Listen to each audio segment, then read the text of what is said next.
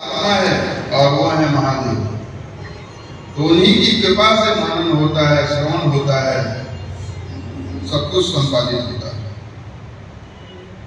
ऋषियों ने एक प्रश्न किया सूत जी महाराज से, और बहुत सुंदर प्रश्न किया कि श्रवण करना, मनन करना, निधिध्यासन करना ये एक लंबी प्रक्रिया है।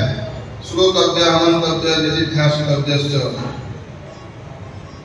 ये बहुत क्रम लंबा है और इसमें परिश्रम भी बहुत ज्यादा है।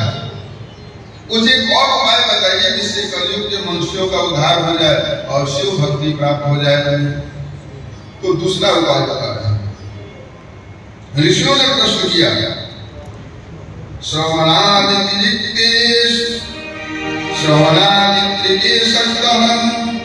किं कृत्वा मुच्यते नरः अयत्नेनैव मुक्तिः स्यात् कर्मणा केन हेतुना।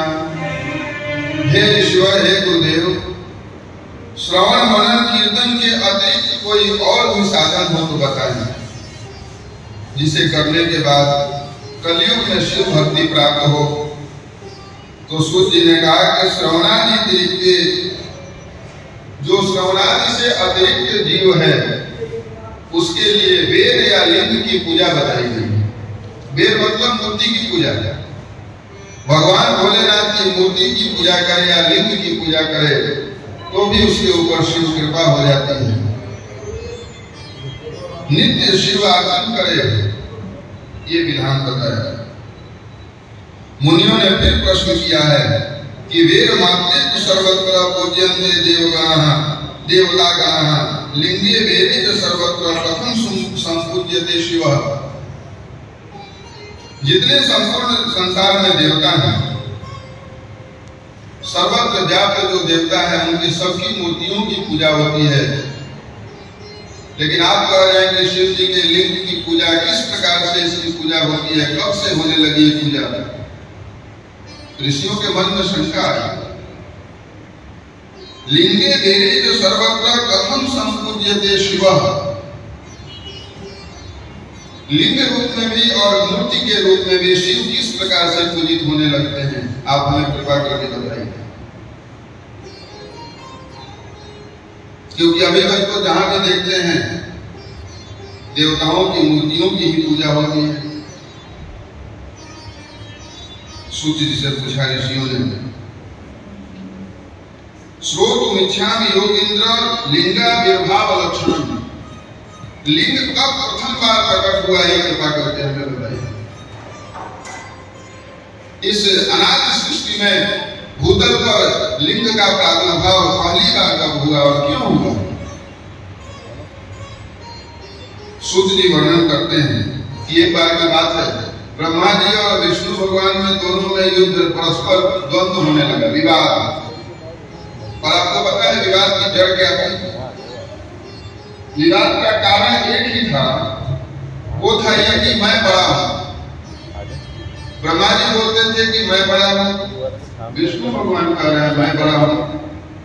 आपस में मैं की लड़ाई होने लगी।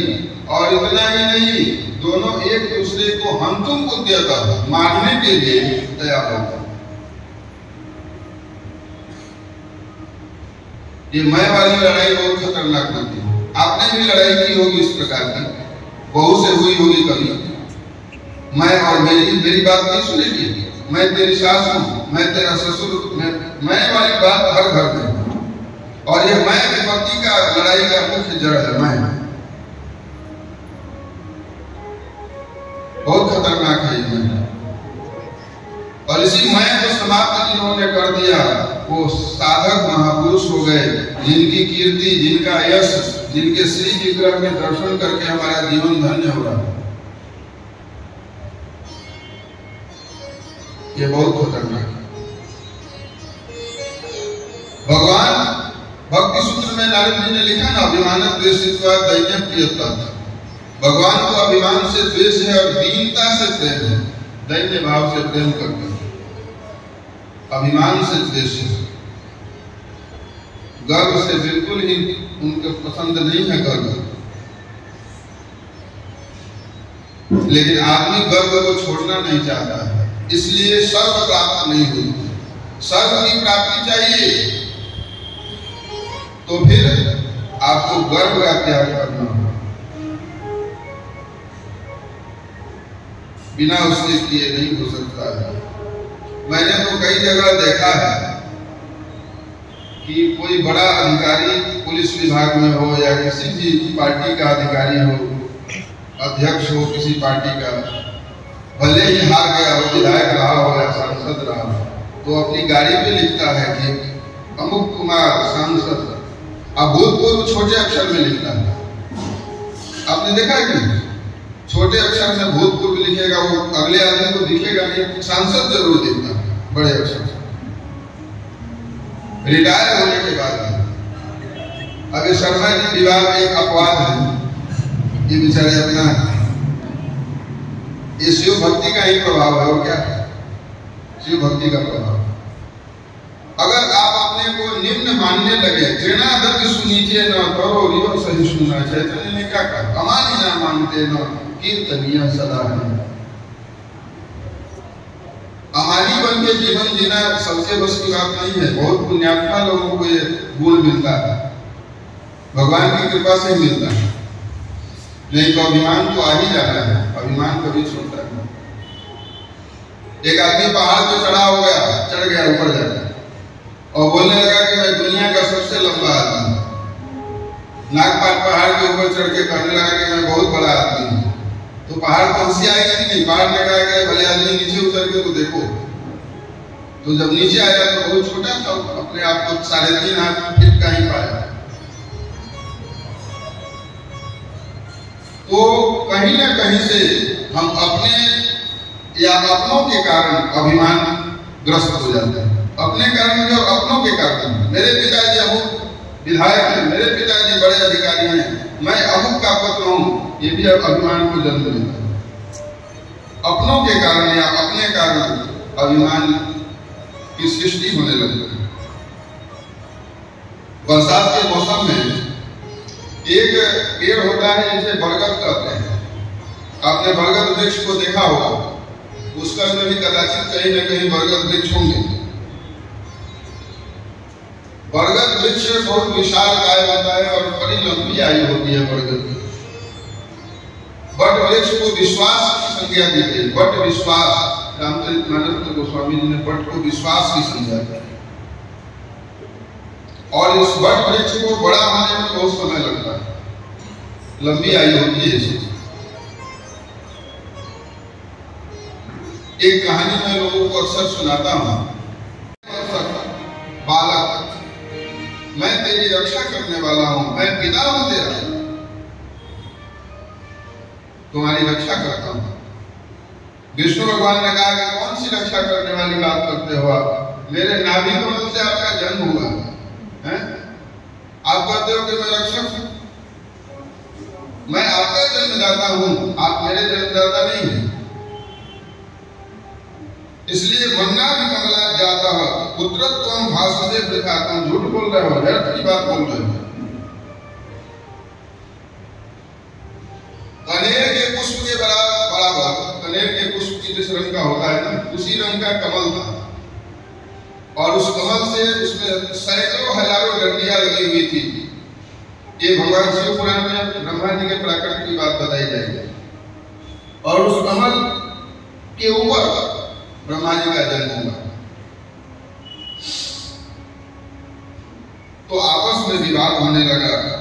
अहमेव वरो नत्वं, अहम प्रभुरहं प्रभुः, परस्परं हन्तु कामौ चक्रतुः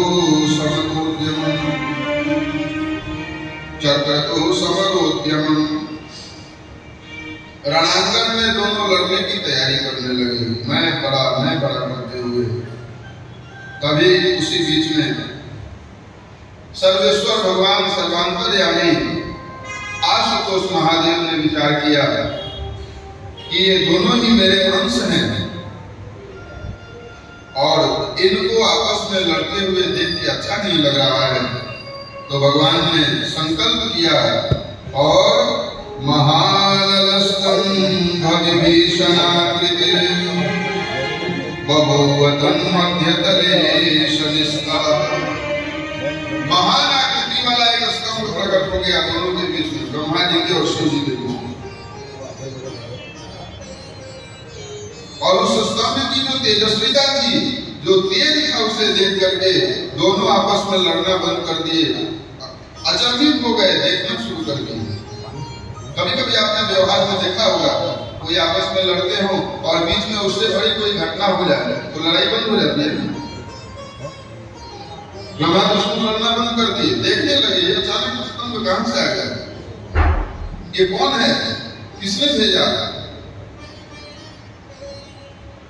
तभी आकाशवाणी हुई और आकाशवाणी में यह कहा गया कि आपस में लड़ाई बंद करो। हे ब्रह्मा, हे विष्णु, आपस में लड़ना बंद करो और मेरा पता लगाओ, मेरी ऊंचाई कितनी है, गहराई कितनी है, पता लगा लो। जो पता लगा लेगा वही बड़ा हो जाएगा। अब तो ये बहुत बड़ी चुनौती है। ब्रह्मा जी सोचने लगे कि मेरे पास तो हंस है, चलो मैं आकाश की ओर जाता हूं। उस स्तंभ की ऊंचाई का पता लगाने के लिए ब्रह्मा जी गए और गहराई का पता लगाने के लिए भगवान विष्णु चले। लेकिन भगवान विष्णु को तो शिव जी की महिमा का ज्ञान है। भगवान की शरणागति स्वीकार करके अनन्य है ना, वंदे मुकुंद प्रियम वंदे सूर्य भगवान विष्णु तो रुक गए, लेकिन ब्रह्मा जी की 5 सिर थी उस समय, अभी 4 है ना, लेकिन उस समय 5 सिर। ब्रह्मा जी 5 सिर वाले थे, इसलिए ज्यादा बुद्धि का उपयोग करते हुए ऊपर चले गए। मैं तो पता लगा के ही रहूंगा, देखता हूं मैं कहां तक स्तंभ ऊंचा गया है। और ब्रह्मा जी ऊपर जाते गए, बहुत ऊंचाई पर चले गए, लोगों को पार कर लिया, आकाश अंतरिक्ष को भी पार किया, लेकिन स्तंभ का कुछ पता नहीं। अब थक गए ब्रह्मा जी, सोचने लगे कि अब मैं क्या करूंगा। तभी केतकी नाम का एक पुष्प दिखा, केतकी का, जिसको केवड़ा कहते हैं। केतकी को ब्रह्मा जी ने कहा कि हे केतकी, हमारी बात ध्यान से सुनो। और बहुत प्रलोभित किया केतकी को, मैं तुझे देव वृक्ष, देव लता बना दूंगा, इतनी प्रतिष्ठा हो जाएगी, मेरी बात सुनो और मेरे साथ चल के गवाही दे दो कि मैंने स्तंभ का दर्शन किया। केतकी प्रलोभित हो गया और उनके साथ नीचे आकर के भगवान विष्णु के समक्ष स्पष्ट कह दिया कि ब्रह्मा जी ने स्तंभ का दर्शन किया, मैं तो ऊपर स्तंभ में नहीं था। केतकी ने कहा मैं भी वहीं था, देखो मैं आ रहा हूं उनके साथ। भगवान भोलेनाथ सर्वांतर यानी भोलेनाथ को बहुत कष्ट हुआ। जिसे वेद पाठ करने के लिए मुख दिया था वो मिथ्या भाषण कर रहा था। आपको पता है, जिन मुखों से वेद वाणी का उच्चारण होना चाहिए वो मुख है ब्राह्मणों के मुख। वेद जो है, श्रुति जो है, वो ब्राह्मणों के मुख से ही प्रचारित होती है। और भगवान विष्णु के मुख से वेद का निस्सरण हुआ, ब्राह्मणों का निस्सरण हुआ, प्रादुर्भाव हुआ। क्यों हुआ? क्योंकि ब्राह्मण वेद पाठी होंगे। वेद मतलब ज्ञान का प्रचार करने वाले होंगे। और वही ब्राह्मण अगर मिथ्याभाषी हो जाते हैं तो सबसे ज्यादा पीड़ा होती है, धर्म की सबसे ज्यादा क्षति होती है, बहुत क्षति होती है। 2012 में एक लोगों ने जयपुर में जो एक यज्ञ किया था, वहां किसी पत्रकार ने पूछा था मुझे, श्रीराम पत्रिका वाले क्या, श्रीराम कृपा कुछ ऐसी पत्रिका साप्ताहिक है, तो हमने उनको एक ही बात कही थी, अगर हिम्मत हो अपने भीतर, क्षमता हो सत्य को छापने की, तो छापिए कि धर्म का सबसे ज्यादा ह्रास धार्मिकों से होता है। अधार्मिक व्यक्ति से धर्म का ह्रास कम होता है, लेकिन धर्म धार्मिक रूप छात्रवेश में जो अधार्मिक कार्य किए जाते हैं उससे धर्म की अधिक क्षति होती है। धर्म को बहुत ज्यादा खतरा हो जाता है। जो वेद पाठ करने वाले ब्रह्मा के मुख हैं, मिथ्या भाषण कर रहे हैं। भगवान शिव ने कहा, विष्णु भगवान तो हाथ जोड़ के खड़े थे कि आपको तो सब पता है प्रभु, मैं आपका पता क्या लगाऊंगा, मैं तो आपका दास हूं। ब्रह्मा जी के मिथ्या भाषण का फल हुआ। भगवान की कृपा से भैरव प्रकट हुए और भैरव महाराज ने ब्रह्मा जी का जो 5वां सिर था जिससे मिथ्या भाषण किया था उसको काटा। अब पंच सिर ब्रह्मा, ये 4 सिर बचे।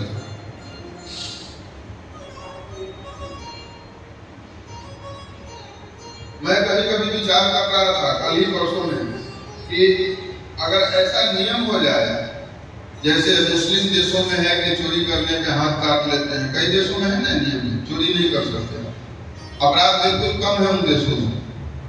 तो ऐसा अपने भारतवर्ष में हो जाएगा कि झूठ बोलने वाले को ब्रह्मा जी वाला दंड मिलने लगे तो क्या होगा।